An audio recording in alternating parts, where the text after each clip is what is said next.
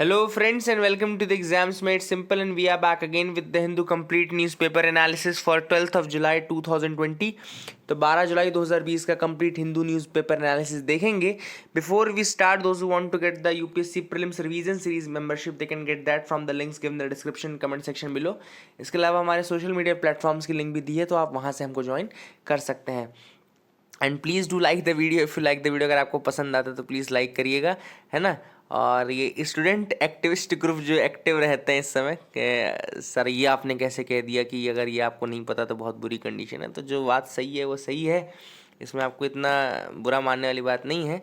Okay, so you are an UPSC aspirant and you should know about D Subba Rao. अगर आपको सुब्बा राव के बारे में नहीं पता, you should know him without being an UPSC aspirant also. तो मेरा कहना ये रहता है कि कुछ चीज़ें ऐसी रहती हैं जो you should no without being an UPSC aspirant. उसके लिए आपको यूपीएससी की तैयारी करने की जरूरत ही नहीं है. अगर मैं आपसे बोलूँ कि प्रतिभा देवी सिंह पाटिल अगर आप नहीं जानते हैं तो आपकी बहुत बुरी कंडीशन है. इसका मतलब ये नहीं कि आपको यूपीएससी की तैयारी करनी पड़ेगी जानने के लिए. अगर आपसे मैं पूछता हूँ कि आप हामिद अंसारी को नहीं जानते तो आपकी बुरी कंडीशन है. तो इसका मतलब है कि आप इतने अवेयर नहीं है कि आपको अपने देश के बारे में पता है, चीज़ों के बारे में पता है. तो अगर आपको आरबीआई के गवर्नर्स हो गए, इन सब चीज़ों के बारे में नहीं पता रहता है, तो फिर कंडीशन तो बुरी है. आपने पैसे भी अच्छे से नहीं देखे मतलब आज तक. तो ये कुछ चीज़ें रहती हैं. बट स्टूडेंट एक्टिविस्ट तो being an student activist group वो तो एक्टिव रहता ही है, क्योंकि उनको पढ़ने से कोई मतलब नहीं है, उनको एक्टिविज्म से ज़्यादा मतलब रहता है. So please refrain from doing all these things, है ना. I know what to say what not to say, so you should not teach someone like this. So let's start with the question first. पहला question देख लेते हैं. Consider the following statements with respect to ethanol blended petrol. Ethanol blended petrol के बारे में देखते हैं. Question है कि इनमें से क्या क्या स्टेटमेंट करेक्ट है. पहला है it reduction in the import dependency. Second is environmental friendly fuel. Third is additional income to farmers. इनमें से क्या क्या एडवांटेजेस हैं of using ethanol blended petrol. Which of the following statements are correct. 1 and 2 only, 2 only, 1 and 3 only, all of the above. तो mostly UPSC जब ऐसे question पूछेगा ना, मोस्टली आप एक चीज़ देख लेना यूपीएससी के प्रीवियस ईयर पेपर्स में भी उसके answer all of the above रहते हैं मोस्टली ऐसे क्वेश्चंस के. जैसे कि जिसमें एडवांटेजेस पूछ लिया कि इस रिमोट सेंसिंग सैटेलाइट के क्या क्या काम है, या पूछ लिया कि इसके क्या काम है, जी सैट टेक्नोलॉजी. तो ये ऐसे क्वेश्चंस के mostly answers all of the above रहते हैं.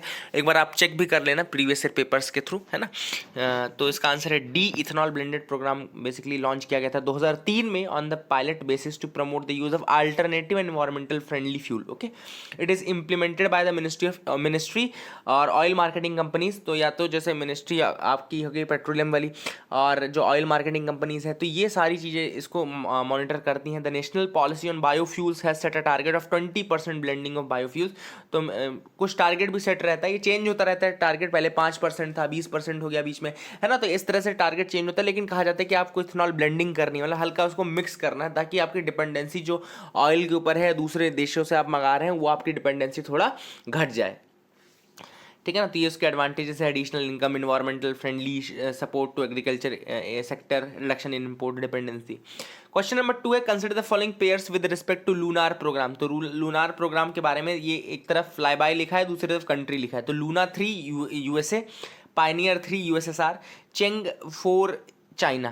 तो इसमें बताना है कौन सा करेक्टली मैच्ड है. 1 and 2 only, 2 and 3 only, 3 only, 1, 2 and 3 only.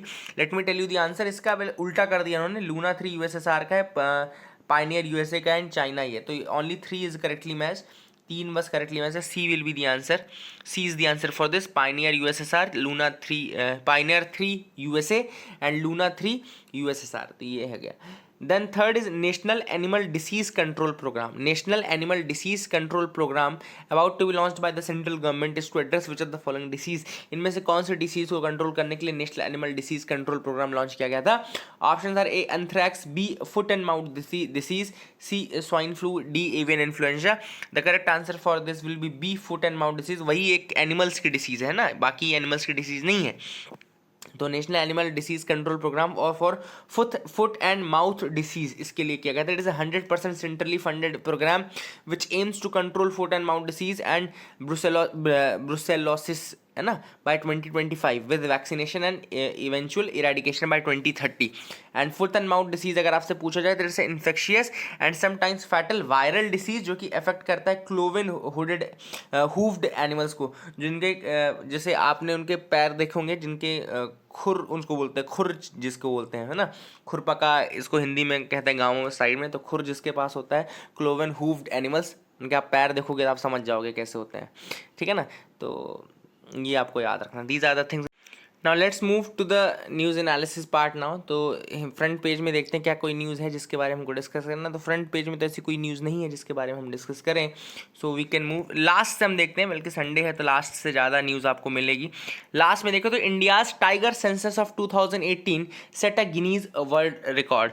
तो इंडिया का जो टाइगर सेंसस था जिसने जो कि 2018 में हुआ, उसने एक गिनीज वर्ल्ड रिकॉर्ड बना दिया है। तो India's tiger census of 2018 set a Guinness world record for being the world's largest camera trap wildlife survey. It was the world's largest camera trap wildlife survey.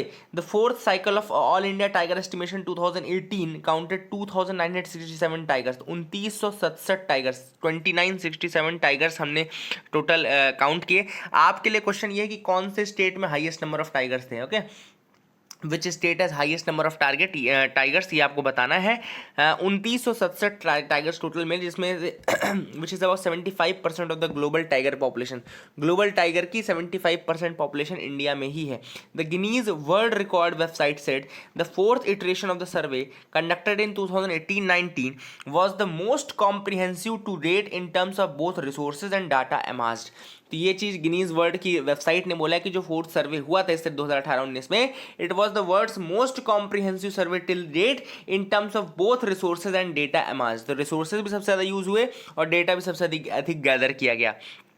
Camera traps क्या होता है basically, ये outdoor photographic devices होते हैं fitted with motion sensors that start recording when an animal passes by. तो camera trap वैसे outdoor photographic devices होते हैं जो कि फिट होते हैं एंड उसमें मोशन सेंसर लगा रहता है। जैसे जैसे एनिमल मूव करता है, पास करता है, ये रिकॉर्डिंग शुरू कर देता है, ठीक है ना, मोशन सेंसर के थ्रू। तो that is a thing which is very very important. और टाइगर सेंसस के बारे में कई बार आपको बता चुका कि हर 4 साल में कंडक्ट करने का काम इसका एनटीसीए का, national tiger conservation authority, NTCA का ये काम है कि वो हर 4 साल में टाइगर सेंसस को कंडक्ट करे। So this is another thing which is very very important. यहाँ पे एक नेशनल पार्क का नाम भी लिखा है कि नगर होल नेशनल पार्क कहाँ पर है, तो नगर होल नेशनल पार्क जो है वो आपका कर्नाटका में है। तो ये फैक्ट भी आपको यहाँ पे मिल गया। तो these are the some of the important facts related to this. तो 2967 टाइगर्स थे 2018 के एस्टिमेशन में। तो ये मैंने आपको कई बार बताया कि एनटीसीए याद रखिएगा आप कि नेशनल टाइगर कंजर्वेशन अथॉरिटी हर 4 साल में कंडक्ट करता है। और नेशनल टाइगर कंजर्वेशन अथॉरिटी जो है कि वो आपकी प्रोजेक्ट टाइगर को भी मॉनिटर करती है। प्रोजेक्ट टाइगर आपका 1973 में स्टार्ट हुआ था, प्रोजेक्ट टाइगर 1973 में स्टार्ट हुआ था, ये भी आपको फैक्ट याद रखना है, ठीक है ना। एनटीसी आपका 2005 में टाइगर टास्क फोर्स के रिकमेंडेशन के बाद 2006 में बनाई गई थी, है ना, नेशनल टाइगर कंजर्वेशन अथॉरिटी, ये भी आप याद रख सकते हैं। वाइल्ड लाइफ प्रोटेक्शन एक्ट 1972 के अंदर का तो उसको इंक्लूड भी किया गया, स्टैट्यूटरी पावर भी दी गई है।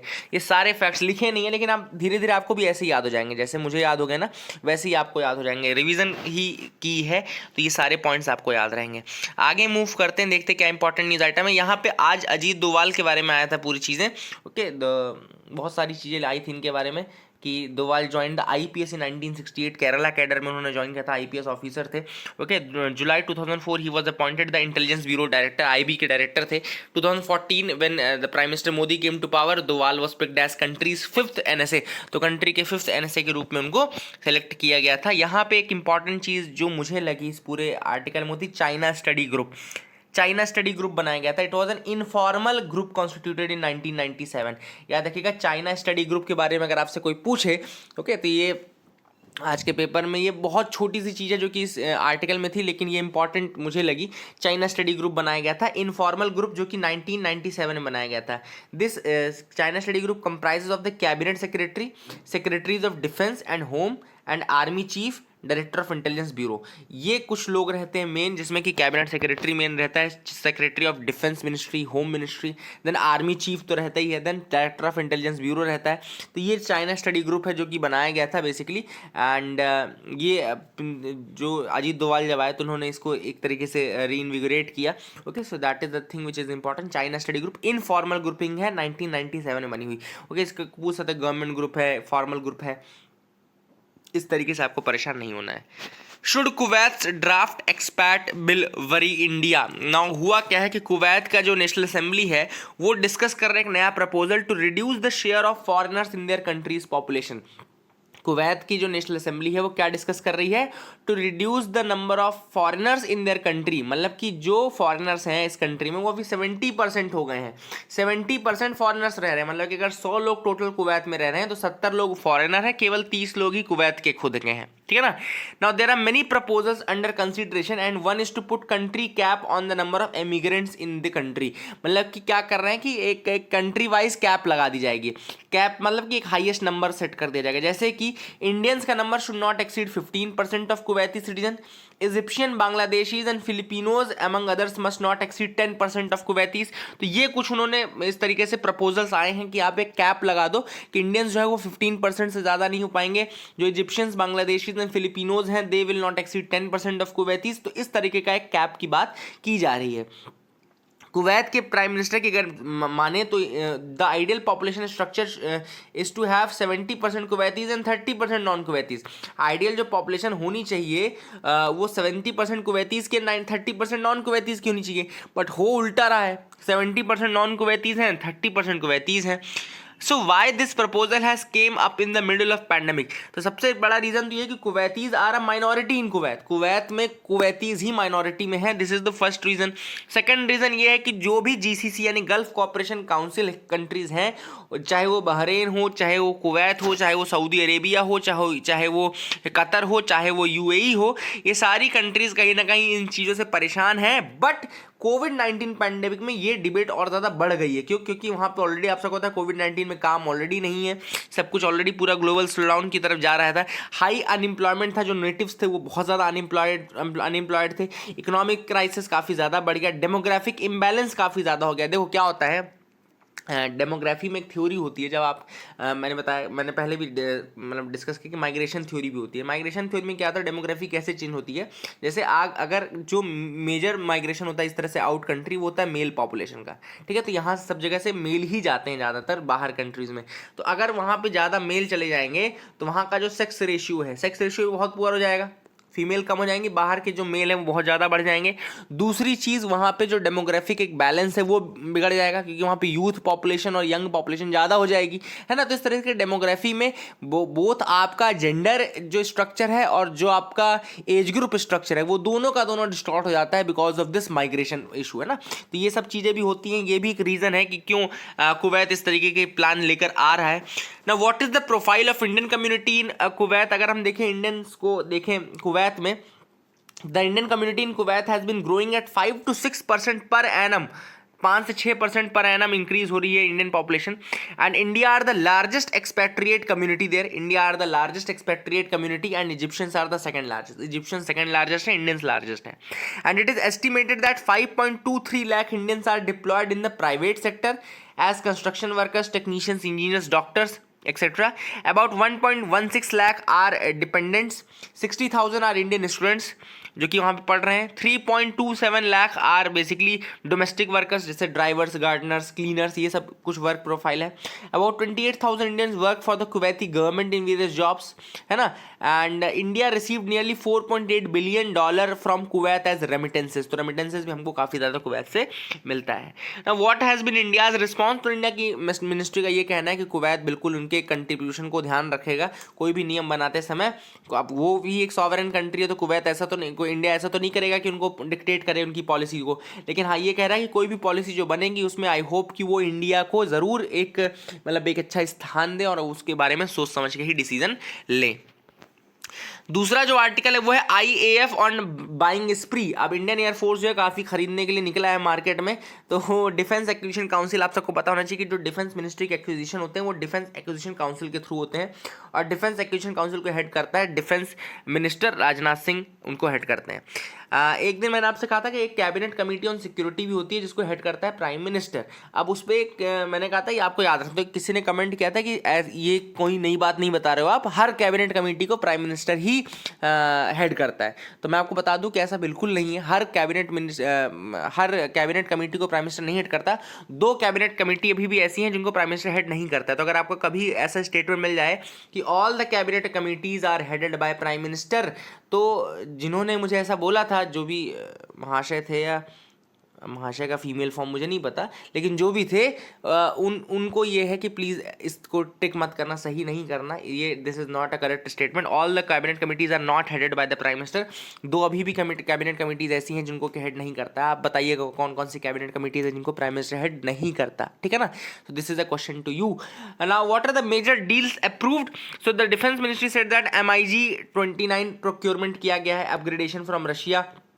देन 12 सुखोई 30 MKI, देन उसके बाद Pinaka rocket ammunition, long range land attack missile जो कि 1000 किलोमीटर तक के लिए कर सकती है। Then 250 Astra beyond visual range BVR जो beyond visual range air to air missile है वो भी लेगी।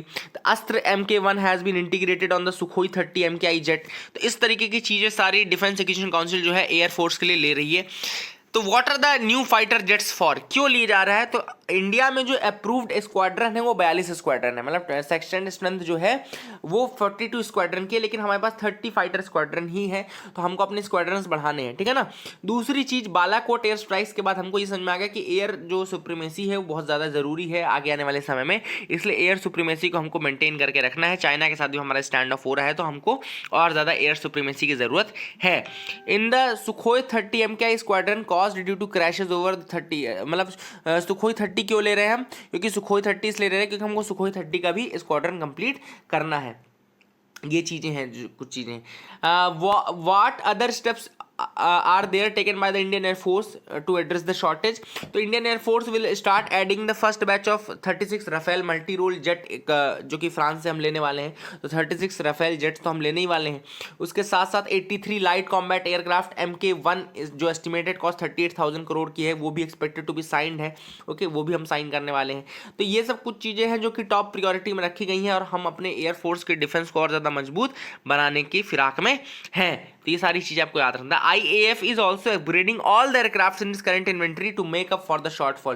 तो जितने भी एयरक्राफ्ट हैं हमारी इन्वेंट्री में, हम सबको अपग्रेड कर रहे हैं। The Jaguar, Mirage 2000, MiG-29 fighters are all being upgraded and negotiations are on with Russia for a major upgrade of Sukhoi 30 MKI fleet. तो हम रशिया के साथ और निगोशिएट कर रहे हैं ताकि सुखोई 30 MKI फ्लीट को भी और अपग्रेड किया जा सके, ठीक है ना। तो बजटरी एलोकेशंस के बारे में ऑथर ने बताया कि बजटरी एलोकेशंस तो अगर आप देखोगे तो बजटरी एलोकेशंस थोड़ा डिक्रीज हुए हैं।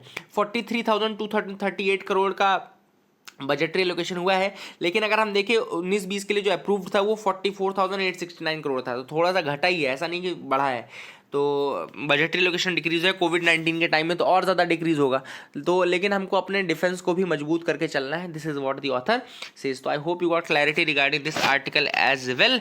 लास्ट जो आर्टिकल है इसको हम ज़्यादा डिस्कस नहीं करेंगे। Is the airborne spread of कोविड-19 रिस्क? क्योंकि भैया देखो, कोविड-19 का तो डिस्कशन करना ही नहीं चाहिए। जो भी हर दूसरे दिन अलग चीज़ आता है, कभी लोकल ट्रांसमिशन, कभी कम्युनिटी ट्रांसमिशन, कभी कम्युनिटी ट्रांसमिशन। अब अचानक से बोल दिया अब एयरबॉर्न हो गया। अगर एयरबॉर्न होता तो भाई सब लोग खांसी करते ही घूम रहे होते हैं ना। ये फालतू बातें हैं, सब प्रोपेगेंडा है जो कि फार्मा कंपनीज़ को बेनिफिट देने के लिए किया जा रहा है कि हाँ भैया आप सब खरीद लो और एयरबॉर्न हो गया तो अब काला हिट भी लेके आओ, है ना, कोविड-19 से बचने के लिए। तो यही सारी चीज़ें बेवकूफ़ी करते रहो। तो मेन हमको यहाँ पे समझना इस आर्टिकल में what are the aerosols. Aerosols क्या होते हैं? In the common understanding aerosols are minute particles that are expelled under pressure. Minute particles होते हैं जो कि एक्सपेल्ड होते हैं अंडर प्रेशर में, and they reside in the air for a longer period of time. Okay, micrometers की length के होते हैं, वो बहुत छोटे होते हैं, माइक्रॉन्स की लेंथ के होते हैं। देन दूसरी चीज को, they will reside in the air for a longer period of time. तो aerosol is a term broadly used to refer particles suspended in the air. They could include fine dust, mist or smoke. In the context of transmission of viruses, as in the case aerosols can read as micro droplets much smaller 5 microns और lesser, तो 5 micron या उससे भी कम के वो होते हैं, and take a longer time to drop to the floor. Okay, उनमें ज़्यादा टाइम लगता है कि फ्लोर में गिरे, इसके पहले वो एयर में बहुत ज़्यादा समय तक रहते हैं, स्नीजिंग कफिंग इससे रहते हैं। इस एरोसोल में एक ज़्यादा दिक्कत इसलिए रहती है क्योंकि वो बोलने से भी निकलते हैं, जैसे कि अगर कोई बात कर रहा है ना, जो छोटे छोटे पार्टिकल्स माइक्रॉन्स के लेते हैं वो आपके निकल सकते हैं, एंड दे विल आपके रूम में आसपास रहेंगे। ओके, दे विल बहुत लेट सेटल करते हैं ग्राउंड पे। तो ये एक इंपॉर्टेंट चीज़ था जो कि एरोसोल्स के बारे में आपको जानना था। असम कील back spotted for the first time in 129 years, 129 सालों में पहली बार हुआ है, ऐसा पहली बार हुआ 129 सालों में कि असम कील बैक दिखा है, ठीक है ना। अब ये दिखा था पहले 1869 में, 1869 में दिखा था for the first time. Okay, wild life institute of India Dehradun for the first time since 1869 ये दिखाई दिया है। And this snake was spotted in 2018 by geologist Abhijit Das, तो अभिजीत दास ने देखा था इसको 2018 में, तो इसलिए 129 साल हो गए थे। नहीं तो अगर आप 1869 इंपॉर्टेंट क्यों, क्योंकि महात्मा गांधी पैदा हुए थे ना, यस महात्मा गांधी शायद पैदा हुए थे इस दिन, है ना। और क्यूबन वॉर के टाइम, क्यूबन वो भी इम्पॉर्टेंट है, इसके इस टाइम पे हुआ था, तो काफ़ी इंपॉर्टेंट डेट है 1869। And wild life institute of India Dehradun ने इसको स्पॉट किया था असम कील बैक स्नेक को। स्नेक है पहले तो ये, अगर आपसे पूछ लेता है असम कील बैक है क्या, तो इससे वैरायटी ऑफ स्नेक है ना, ये भी मत भूलना। अब यहाँ पे wild life institute of India का आ गया है, तो मैं बताता हूँ wild life institute of India जो है वो 1982 में बना था। कब बना था? 1982 में बना था wild life institute of India. Ministry of environment forest and climate change के अंतर्गत आता है, 1982 में बना था। और इंटरनेशनली एक्लेम्ड इंस्टीट्यूशन है which offers training program, academic courses and advisory in wildlife research and management. तो वाइल्ड लाइफ रिसर्च मैनेजमेंट में advisory, training program, academic courses सब प्रोवाइड करता है। 1982 में बना था wild life institute of India, याद रखिएगा, ministry of environment forest and climate change के अंतर्गत आता है, ठीक है।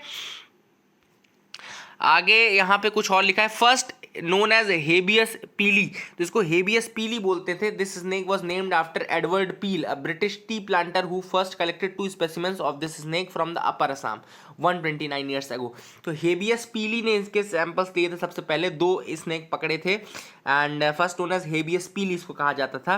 एंड एडवर्ड पील करके जो ब्रिटिश टी प्लांटर था जिसने कि कलेक्ट किए थे 2 स्पेसिमेंस असम में 129 ईयर्स अगो, उनमें से एक जियोलॉजिकल सर्वे ऑफ इंडिया में भी है। तो जियोलॉजिकल सर्वे ऑफ इंडिया के बारे में अगर आपसे कोई पूछे तो इट वाज फाउंडेड इन 1 जुलाई 1916, 1916 में बना था। ओके, 1916 में बना था। Ministry of environment forest and climate change के अंतर्गत आता है। प्रीमियर ऑर्गेनाइजेशन है जियोलॉजिकल रिसर्च में एंड स्टडीज में to promote the survey, exploration and research of the fauna of the country. Okay, तो याद रखिएगा, these are the things which are important regarding this news item. ये भी एक important चीज थी। The Assam keelback is so far known only to inhabit the Shiv सागर इन अपर असम, तो शिव सागर अपर असम में, and Pova in Assam Arunachal Pradesh border. तो ये 2 जगह हैं जहां पर ये रहता है, इनहैबिट शिव सागर अपर असम में, और पोवा जो कि असम अरुणाचल के बॉर्डर एरिया मिलता है वहां पर ये रेसाइड करता है। तो these are the things which are important. Understanding the forest fires and their effect on carbon emissions, तो अंडरस्टैंडिंग द फॉरेस्ट फायर काफ़ी ज़्यादा बढ़ गए हैं। According to the report of forest survey of India, 54% forest जो हैं India के forest cover, they are exposed to occasional fires. Okay, याद रखिएगा, 54% फॉरेस्ट कवर जो इंडिया का है वो ओकेजनल फायर को बिल्कुल रहता है। अब द नॉर्मलाइज्ड बर्न रेशियो, जो नॉर्मलाइज्ड बर्न रेशियो है, it's an effective burn index commonly used to identify the burn region of a large forest zone. तो अगर आपसे याद रखना कि लार्ज फायर जोन में अगर आपको पता करना है फॉरेस्ट कितना इफेक्टिव बर्न हुआ है, तो एक बर्न इंडेक्स करके चीज निकाली जाती है। याद रखिएगा, एक बर्न इंडेक्स निकाला जाता है, ठीक है ना, इसको याद रखिएगा। तो ये आप चीज़ें कुछ जो टर्म्स हैं नॉर्मल जो आपको याद रहने चाहिए। The team notes that state of north east India, Madhya Pradesh, Orissa, Chhattisgarh, Himachal Pradesh, Uttarakhand are most fire prone in India. तो मोस्ट फायर प्रोन जो है नॉर्थ ईस्ट के, मध्य प्रदेश के, उड़ीसा के, छत्तीसगढ़ के, हिमाचल प्रदेश के, उत्तराखंड के, they are the most fire prone. अगर वेस्टर्न हिमालयाज में देखो, they have shown a sharp increase in carbon monoxide, nitrogen oxide and ozone during the high fire activity period. तो जब हाई फायर एक्टिविटी पीरियड होती है तो carbon monoxide, nitrogen oxide, ozone, इनका जो कंसंट्रेशन है बहुत ज़्यादा बढ़ जाता है, ये भी देखने को मिला है। The current paper noted very high to high carbon emissions in the eastern Himalayan states, western desert region and lower Himalayan region. तो इन रीजन्स में अब ज़्यादा कार्बन एमिशंस होने लगे हैं because of the forest fire activities. और यहाँ पे ऑथर ने कुछ रीज़न ही बताया कि हिमालयन रीजन, जो लो एल्टीट्यूड हिमालयन रीजन है, वहाँ पे क्यों फॉरेस्ट फायर होता है, because of the species of plant. जैसे कि पाइन ट्री होता है, ये पाइन ट्री क्या होता है, ये बहुत जब सूख जाता है ना तो बहुत ज़्यादा फायर बहुत जल्दी पकड़ लेते हैं, ठीक है ना। तो एक ये रीजन है कि वहाँ पे जो वैरायटी ऑफ ट्री है, जैसे सूखे पाइन ट्री टाइप के हो गए, ये काफ़ी ज़्यादा फॉरेस्ट पकड़ते हैं। देन कुछ और रीजंस दिए गए हैं, जैसे कि studies have shown that sharp increase in the average and maximum air temperature, sharp increase in average and maximum air temperature. दूसरा दिया है डिक्लाइन इन प्रेसिपिटेशन। तीसरा दिया है change in land use pattern, change in land use pattern. They have caused episodes of forest fire in most of the Asian countries. तो ये 3 reason यहाँ पे, ऊपर हिमालय का अलग रीजन। देन आप वैसे जब आंसर राइटिंग करो तो इसको 2 उसमें कैटेगराइज कर देना, एक कर देना मैन मेड रीजन, एक कर देना नेचुरल रीजन। जैसे लाइटनिंग हो गया, लाइटनिंग एक नेचुरल रीजन है, लाइटनिंग भी एक रीजन है ना। मैन मेड रीजन दूसरे रीजन है, ठीक है ना। तो ये सारी चीजें मैन मेड रीजन, जैसे आप ये झुम जो कल्टीवेशन होता है, शिफ्टिंग कल्टीवेशन, वो भी एक मैन मेड रीजन है। तो ये सब रीजन भी ऐड करते हैं। तो एक क्वेश्चन आप लिख लो कि what are the reasons for forest fires in India and what are their repercussions. Okay, forest fires in India के क्या रीजन है, what are their repercussions. If you want to write the answer you can write the answer on this question. Okay, तो ये भी आपके लिए question हो गया जिसका आंसर आप लिखेंगे। So this question is for you. UNESCO regrets Turkish move on Hagia Sophia. तो कल मैंने आपको बताया था कि हेगिया सोफिया एक म्यूजियम था जिसको कन्वर्ट कर दिया गया है एक मॉस्क में। याद रखिएगा, टर्की का ये मूव है, इस्तांबुल में ये मॉस्क ही है अब तो टर्की में, इस्तांबुल में है एंड ये 6th सेंचुरी की है। ओके, तो याद रखिएगा इट्स 6th सेंचुरी आइकॉन जो कि बनाया गया था। हेगिया सोफिया इसका नाम है, इंपॉर्टेंट है, इसको याद रखिएगा। This is something very very important, ठीक है ना। तो काफ़ी रिग्रेट कर रहे हैं, दुखी हो रहे थे बेचारे, तो ये भी आपको बता दिया मैंने। So that is the thing which is important. I hope this is it for the day. So that is it for the day, friends. I hope you liked our video. Please keep loving us, keep sharing us. Thank you and have a nice day.